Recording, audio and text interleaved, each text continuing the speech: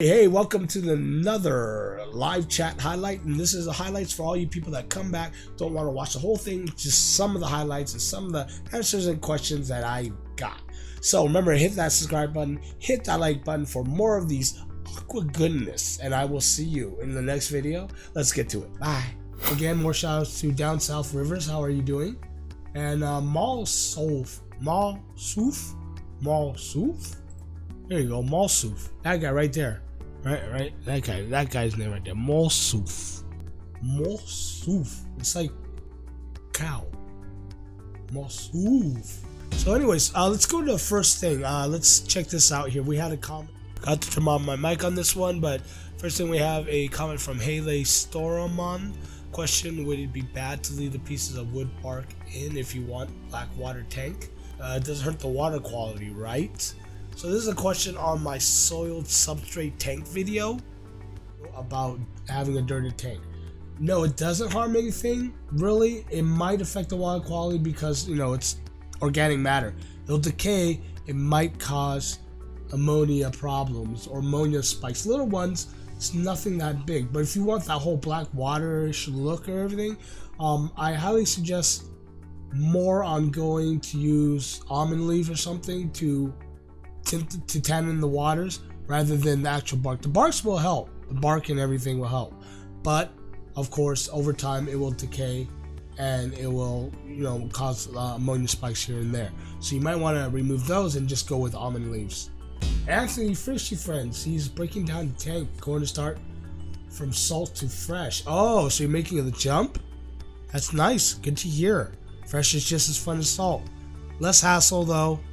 But the only thing that's a hassle really is just mixing the water because you have to put salt in. That's probably the only difference between salt and fresh when it comes to maintenance. If you're doing a reef tank, that's going to be a lot harder, in my personal opinion. Well, not harder, more hassle than doing a fresh planted tank.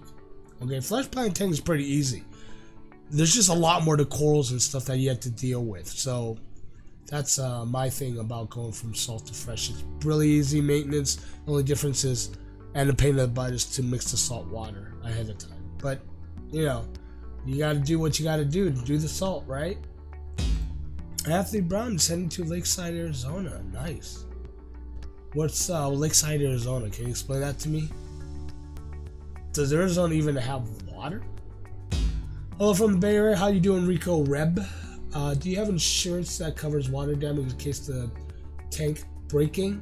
I'm trying to convince my landlord to give me get a tank, but they're worried about even a 20-gallon tank. Okay, yes, you can get insurance. Now, this is kind of weird. My real job is dealing with insurance in the insurance industry. It's not a common coverage, so it's probably excessive line coverage. So you might have to call up insurances and insurance companies and ask them if they have additional insurance to cover a water tank. If you do, then just tell your landlord, look, I got insurance. I can get insurance, and I will if I could keep an aquarium in my place. And most likely, it depends on your landlord. Most likely they might say yes, especially if you have insurance. Nagrag Namdamdo asks, how low is low light? And he's asking, I think, from my low light planted list, or top 8 list. Low light plants. And low light really means that it's not specific lights built for growing plants in an aquarium. You can tell by looking at the marketing materials. Low light in this case means very low light, meaning the light that came with your tank, which is usually horrible, right? So I would suggest staying away from that. Low light meaning getting a fluorescent daylight bulb, that's low light. A regular cheap LED light, that's low light. That's not built to grow plants. Those are really low light, and you're looking at the lowest line of low lights. Okay, honestly, if you really want to seriously grow plants, you really should invest in decent lighting. Decent lighting would be something like a Phoenix Stingray would be a good example. A Nycrew middle of the range. Don't get the really cheap one. Nycrew Beamworks, they have middle of the range type of stuff. You want to look at that and get those. But anyways, the best way is to check out my low light video, which I will post somewhere, whatever, or just do a search on it on YouTube. But I have a video that goes over some low light options. Okay. Hyper Tim asks, have you tried growing from seeds? Not personally yet. I got a pack of seeds from a friend that have success growing Glossostigma. Here's the problem with seeds. Not all seeds work. Not all seeds are exactly what it says it is. Like if you get a pack of seeds for hairgrass, it might not be hairgrass. So you run into the problem of companies selling you bull, right? So first of all, you have to find a company that actually sells you what it is actually seeds of. And second, you gotta get it to grow, and most likely you won't get it to grow unless you do something like a dry start method. I don't know how you would grow seeds while there's still water in the tank. That's a weird one. So Ricardo Rishi says, Shrishi, is it just like the plant? Can I have the soil as only the substrate? So he was asking me on, again, the soil planted tank video. You can. Everyone asks me this a lot. You can, but you're going to make a mess. All right, I'm going to tell you right now. Soil without a cap is going to be a huge mess, especially if you're going to move plants and everything all around. It's just going to cause a huge headache. So I really suggest you stick with using a cap. Sand or gravel, either way, a cap will help keep that mess down. Not completely away, it'll keep the mess down. Andy Lords asks, Hi there, really helpful set of videos, thank you. I purchased a do-it-yourself CO2 system off of Amazon. I also purchased electronic solenoid so I can get up a timer with it. One issue I have is the thumb screw that comes with the DIY CO2 system is really hit or miss. I set it up for a number of bubbles in the bubble counter, and then I check out really, and the number of bubbles will be different. Is it the thumb screw broken, or do I need some sort of pressure gauge? Thanks in advance. So when you do a CO2 do-it-yourself system like that, hook it up to a solenoid like I suggest.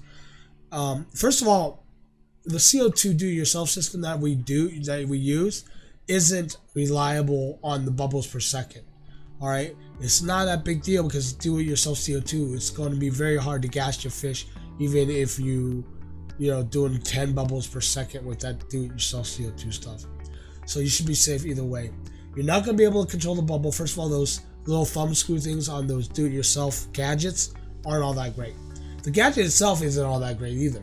All right, but we will get into that in another feature video, probably this weekend, about that. The thumb screw isn't very accurate, so yes, that's not accurate. Okay, so you're just gonna have to play it by ear. Second, when you do it yourself CO2, the bubbles per second changes all the time because it's the way that it builds up the pressure when it mixes the two mixtures together. So it'll go up and down all day. So it might not even be your screw, it might just be the do-it-yourself CO2 bottle reaction that's happening in your bottles. Okay, so that's not going to be consistent at all. So just get as close as you can get. Just as long as you're not dumping everything in your tank, you should be fine. Masuf says, I'm planning to do a sand only substrate for a planted tank. Do you think it will work with root tabs and liquid ferts? Yes, it will work with root tabs and liquid ferts. It will definitely work even without root tabs. It'll probably work way better with root tabs. Okay. Now when you use sand only, it's not a problem. You still could feed nutrients through the leaves and the stems. It's just that if you have nutrients to feed at the roots, it's just even better. Okay, no one says you can't do it without it. So if you can, feed it root tabs. If you can't, that's fine, as long as you're dosing your water column with liquid ferts. Okay. CJ Aquatics, thank you for that super chat. You, my friend, are awesome. Thank you. Hey, Big City Bettas is in the house. How are you doing, girl? I am doing fine. I miss you, but don't tell Joe that. I know he gets jealous. Every time I hit on you, he gets jealous. And I do that on purpose. You know that, right? I hit on you just to get his goat. But I love Joe. Tell Joe I said hi. Josh Jovic, awesome video. You really helped me decide that this is the first CO2 system I'll try on my Fluval Flex 9. I have a question, however. Do you think there would be any detrimental effects to placing this unit and the tube for which for it in the filter section behind the tank. It would be nice to be less of an eyesore. Okay, so this question is coming from the Fluval 20G CO2 passive system that I have that I talk about in one of my videos, and his Flex 9 has a built-in filter in the back.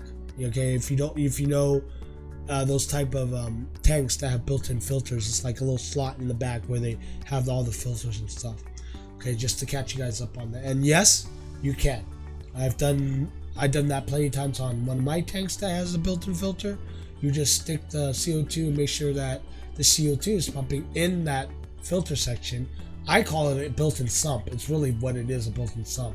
But you just put it in that section there and just let where the water flows out is probably the best place to put it, and just let your CO2 drift out from there. And if the CO2, the 20G canisters or the chamber fits back there, by all means put it back there. It will work just fine as long as there's water flow, especially that because it's a filter, there's water flow. It's flowing, the water's flowing right back into the tank. So yes, it's a good idea. So CJ Aquatics says, I want to use CO2, but I don't want crazy growth or have to trim every week. Kind of want steady growth. Any tips on that? Just don't use CO2. It'll just grow slower, so you don't have to have that crazy growth. The other way you can do it is still set up your CO2 and just run it slowly. Instead of like 1 bubble per second, do 1 bubble per 5 seconds. All right. Or even better, use a passive system, meaning pump CO2 into a bell and let it dissolve that way, right? Just like that Fluval 20G system. Just passively let it dissolve into your tank instead. I know Dustin Fish Tank does that. If you watch some of his videos, he has a Tupperware upside down in his tank, and he'll spray CO2 into it. Well, spray, but let loose CO2 into it. So you'll have this floating Tupperware full of CO2. All right, in a large Tupperware, you want more surface area, right? So what that's doing there is just passively dissolving into the water, giving the water a lot more CO2 than it normally would, right? And there you go. That's a good way to do it without fully pushing CO2 and having your plants go crazy. Joshua also asked, and this is in the same line. The question here is, I forgot to ask this as well. Would you recommend getting a CO2 drop checker in conjunction with this, or is the system, if I use properly, would never exceed the 30 ppm CO2 danger threshold, so that wouldn't be needed? Exactly. You do not need a CO2 drop checker if you're using a passive system. It's not going to ever get to 30 ppm in a passive system. There's just no way it could do that, really, because it's passively diffusing. When passively diffusing means the water is just going to take the CO2 when it's available and when it deems necessary, when there's space to it.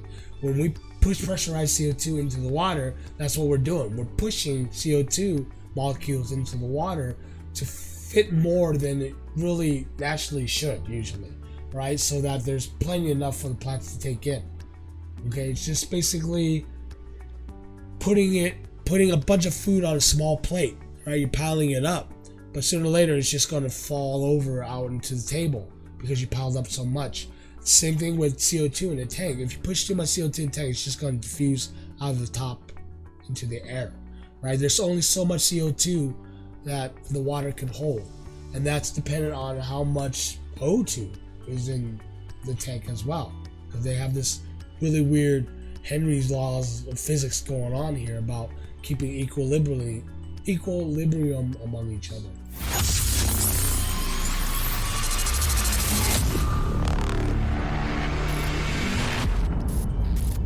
Okay, and I still have to change that stupid intro. Okay, so the first tank we're going to look at is Danny, from Danny. And this is tank. Okay, so he has an Aqua Light, Magitarium Aqua Black Gravel Substrate, which I think is just inert substrate. He has no CO2 setup, API CO2 booster, API leaf zone, and API Aqua Co-op EC iron as nutrients. He's an Aqua 110 filter, and he's thinking about upgrading the light. What light should he get? And let's take a look at what he has in his tank. His tank has Java moss and driftwood, Amazon swords, Java fern, Oslet sword, compact sword, window ferns, water lettuce, Estoreus hobbit sword, spotted hobbit sword. Currently, that's a very low light that you have, but it's only, what is it, 10 gallon? What was it, 20 gallon tank?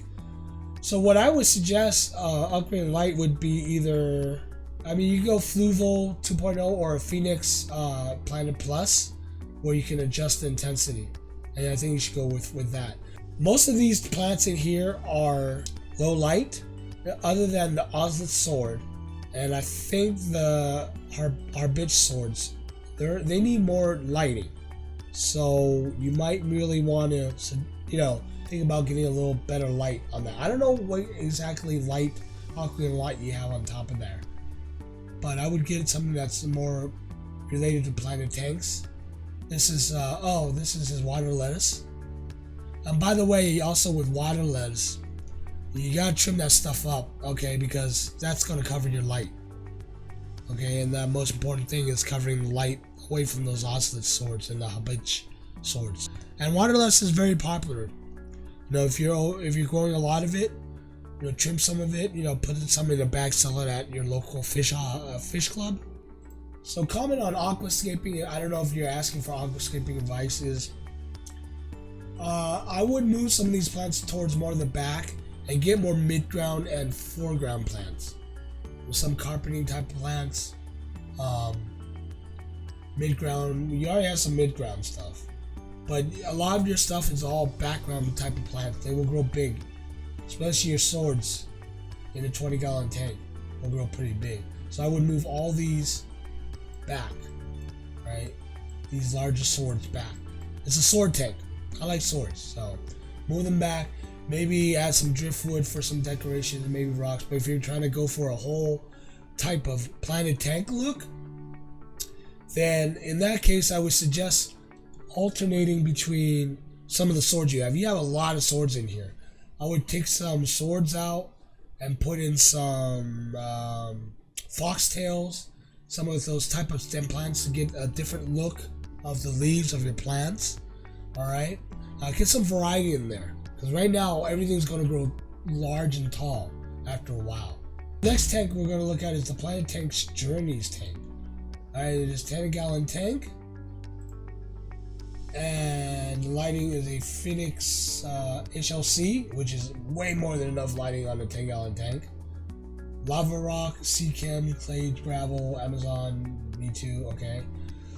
CO2 setup paintball tank with a regulator and a fluid diffusion, perfect. He's EI dosing this tank, even better. Sea chem tidal 35 filtration, that's fine. So his plants is HC, okay. Brood Boost, Weeping Moss, Rotala HRA, Mini Bulbous, Hairgrass, okay, S. Repens, okay, planning on stocking red color. Tank is 1 week old, my first jungle scape and my third overall scape. So first things first, you need to watch that EI dosing. Dose at 1/4, even at 1/5. You have absolutely no plants right now. And if you're doing a regular dosing schedule, EI dosing schedule with a full dosing regimen, you are going to get algae, especially with this baby you have on top here.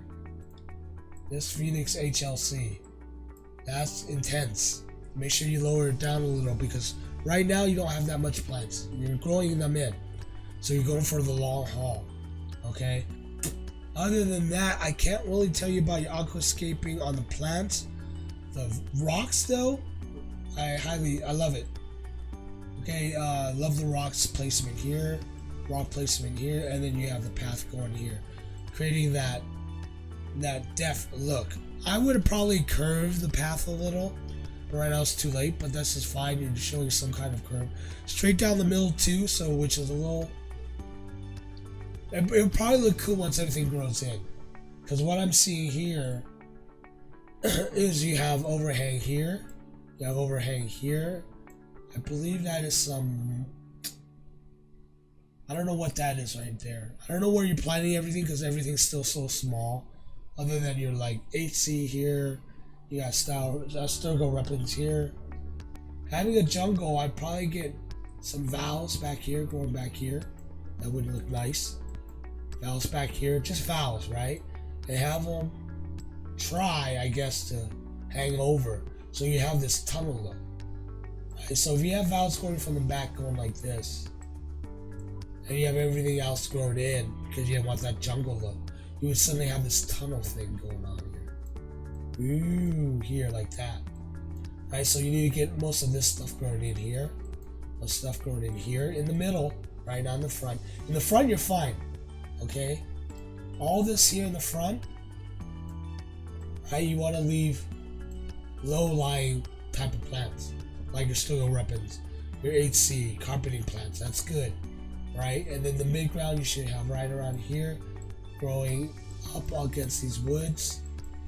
Your mosses here, especially your weeping mosses, was gonna hang down here, probably grow along here. I think, hopefully you might have some here too. That would look nice. That would look nice. Once it's all grown in, I could see it. It's gonna look pretty awesome, right? But that is pretty much my suggestions there. This is when he started the tank before planting, it looks like. And this is before he put in the wood. NA, this channel is a godsend. Best channel I've ever seen so far. It explains a clear and concise way. Also really appreciate that he gives good examples of varieties of products that are readily available at our local shops and are affordable. The hobby is great, but very expensive. I'm grateful that he provides alternatives. Well, thank you, NA. I really appreciate that you like my videos. And just throw some more product placement out there that has absolutely nothing to do with me. Or not sponsor me or anything. Check out stuff from Flips Aquatics, awesome store, awesome guy. Check out H2O Plants, great place to get plants. Another place to get plants is Dustin's Fish Tank. I always highly suggest that. If you're into discus, check out Uncle Sam Discus. I love that place. Awesome discus, really good quality stuff. And of course, if you need any awesome, cool aquarium stuff, Aquarium Co-op. Tons of stuff in stock. So hopefully, those are the shoutouts I have for product placements this show. Chubbs, I really like what you do and how you do it. I have to recommend your channel to many of people who need help with plant tanks. Keep up the good work. Awesome, Chubbs. That's what you need to do. Suggest my videos to people. That'll totally help me out. Get them subscribe, and yeah. You know, that's just my exploitation of my channel here. You know, get people to subscribe, get people to watch. You know, so I can go bigger and, you know, be rich and famous.